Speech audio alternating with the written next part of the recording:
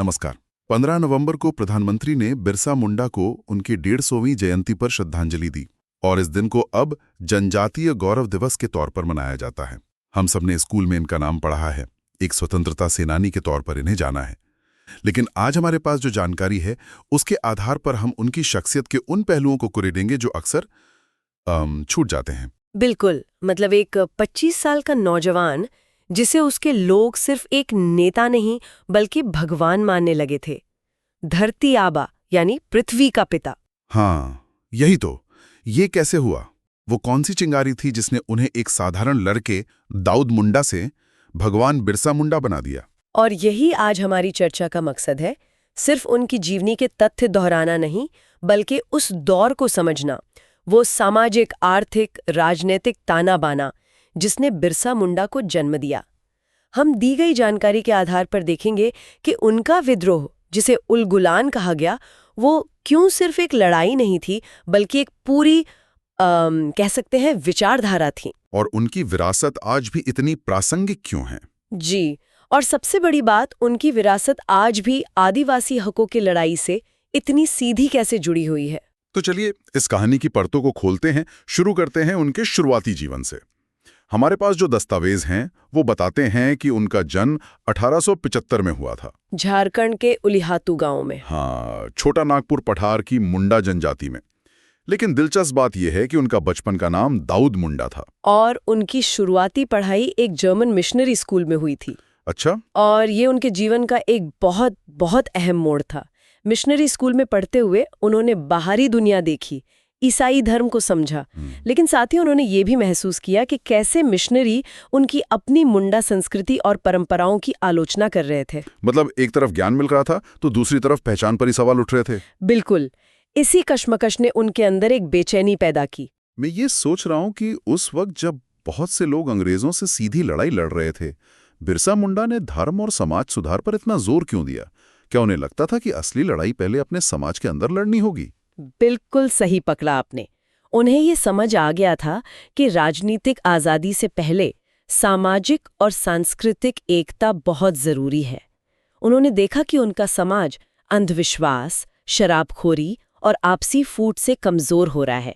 इसी के जवाब में उन्होंने बिरसाइत पंथ की शुरुआत की। बिरसाइत? हाँ, ये सिर्फ एक नया धर्म नहीं था, ये औपनिवेशिक सत्ता और ईसाई मिशनरियों के खिलाफ एक सांस्कृतिक हथियार था। तो ये बिरसाइत आखिर था क्या? क्या ये पूरी तरह से एक नया धर्म था या पारंपरिक मुंडा मान्यताओं का ही एक सुधरा हुआ रूप? ये दोनों का एक बहुत होशियारी से किया गया मेल था। मिली जानकारी के मुताबिक बिरसाइत एकेश्वरवाद पर जोर देता था। यानी एक ईश्वर में विश्वास? जी, एक ईश्वर सिंगबुंगा की पूजा। ये ईसाई धर्म के एक ईश्वर के सिद्धांत से प्रभावित था, लेकिन इसकी आत्मा पूरी तरह से मुंडा थी। बिरसा ने लोगों से कहा कि वे बलि प्रथा और अंधविश्वास छोड़ें, साफ सफाई से रहें, मेहनत करें और शराब से दूर रहें। तो एक तरह से वो अपने लोगों को अंदर से मजबूत कर रहे थे ताकि वो बाहरी ताकतों का सामना कर सकें। सही कहा। और दिलचस्प बात यह है कि जब मिशनरी कह रहे थे कि आपकी संस्कृति पिछड़ी हुई है, तो बिरसा ने एक नया रास्ता दिखाया जो आधुनिक भी था और जिसकी जड़ें परंपरा में भी थीं। ये एक बहुत शक्तिशाली दावा था। इतना शक्तिशाली कि लोग उन्हें चमत्कार करने वाला मानने लगे। हाँ, कहते हैं कि वो बीमारियों को ठीक करने का दावा करते थे। धीरे धीरे उनकी ख्याति एक समाज सुधारक से बढ़कर एक दैवीय पुरुष की हो गई। और यहीं से धरती आबा का जन्म हुआ। वो इंसान जो अपनी धरती और अपने लोगों को बचाने आया है। तो एक तरफ वो समाज सुधार कर रहे थे, लेकिन ये सब शांति से तो नहीं हो रहा होगा। यहीं से उनके आंदोलन उलगुलान की तस्वीर सामने आती है ना? हाँ, क्योंकि सामाजिक सुधार उस बड़े संकट का सिर्फ एक हिस्सा था जिसका सामना मुंडा समुदाय कर रहा था। असली लड़ाई तो जल, जंगल, जमीन की थी। उलगुलान का मतलब ही है महान विप्लव या द ग्रेट ट्यूमल्ट, और इसके पीछे की वजहें बहुत गहरी थीं। जानकारी में जमींदारी व्यवस्था और खुंटकट्टी प्रथा का जिक्र बार बार आता है। क्या आप इसे आसान भाषा में समझा सकती हैं कि ये क्या था और इसने विद्रोह को कैसे भड़काया? जरूर। खुंटकट्टी मुंडा समुदाय की सदियों पुरानी पारंपरिक व्यवस्था थी। इसमें जमीन किसी एक व्यक्ति की नहीं बल्कि कह सकते हैं कि पूरे कबीले की होती थी। सामुदायिक भूमि स्वामित्व। जी, लोग मिलके खेती करते और मिलके उसका इस्तेमाल करते। जमीन उनकी पहचान का हिस्सा थी, बिकाऊ माल नहीं। लेकिन अंग्रेजों में जमींदारी व्यवस्था लागू कर दी। उन्होंने बाहरी लोगों, जिन्हें मुंडा लोग दिकू कहते थे, उनको जमींदार बना दिया। और जो सदियों से वहां रह रहे थे वो अपनी ही जमीन पर मजदूर या किराएदार हो गए। ये तो सीधे सीधे उनके जीवन जीने के तरीके पर हमला था। ठीक यही हुआ। और इसके साथ आई वेथबेगारी, यानी जबरदस्ती मजदूरी करवाना। हाँ, बिना किसी पैसे के। फिर साहूकार ऊंची ब्याज दरों पर कर्ज देकर उनकी बची खुची जमीन भी हड़प लेते थे। तो ये एक बहुआयामी हमला था। उनकी आर्थिक कमर तोड़ दी गई, उनकी सामाजिक व्यवस्था नष्ट कर दी गई। और मिशनरियों द्वारा उनकी संस्कृति का अपमान किया जा रहा था। बिल्कुल। उलगुलान इन सभी अन्यायों के खिलाफ एक विस्फोट था। तो 1895 में जब ये आंदोलन शुरू हुआ तो इसका मकसद साफ था। हमारे पास जो दस्तावेज हैं उनमें साफ लिखा है कि आंदोलन का एक ही लक्ष्य था, दिकुओं और यूरोपीय लोगों को बाहर निकालकर एक स्वतंत्र मुंडा राज की स्थापना करना। हाँ, और बिरसा ने इसके लिए पारंपरिक प्रतीकों का इस्तेमाल किया। उन्होंने लोगों को लगान न देने के लिए कहा।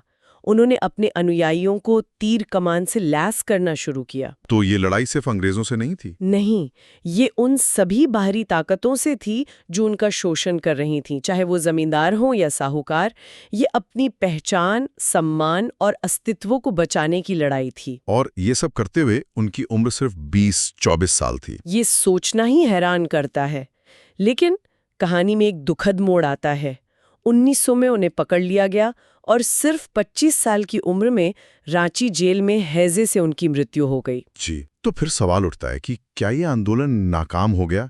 इसका नतीजा क्या निकला? देखिए, अगर हम तात्कालिक नतीजे को देखें तो हाँ, आंदोलन को बेरहमी से कुचल दिया गया।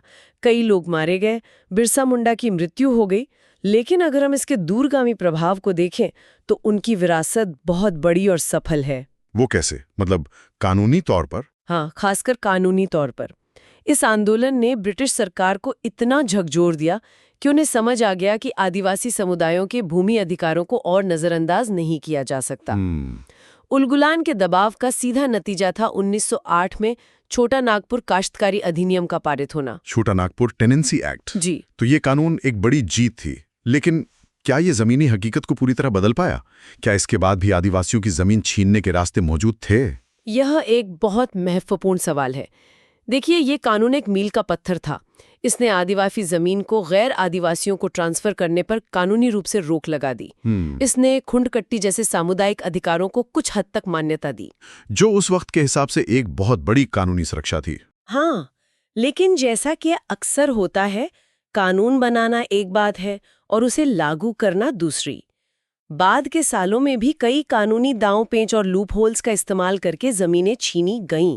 लेकिन इस कानून ने लड़ाई के लिए एक मजबूत आधार जरूर दे दिया, जिसका इस्तेमाल आज भी आदिवासी अधिकार कार्यकर्ता करते हैं। मतलब बिरसा मुंडा का बलिदान व्यर्थ नहीं गया। उन्होंने एक ऐसी कानूनी मशाल जलाई जो आज भी रास्ता दिखा रही है। बिल्कुल, और सिर्फ कानूनी तौर पे ही नहीं, बल्कि एक प्रेरणा के स्रोत के तौर पर भी। वो भारतीय संसद में एकमात्र आदिवासी नेता हैं जिनकी तस्वीर लगी हुई है। अच्छा। जी, उनका नाम आज भी अन्याय के खिलाफ प्रतिरोध का प्रतीक है।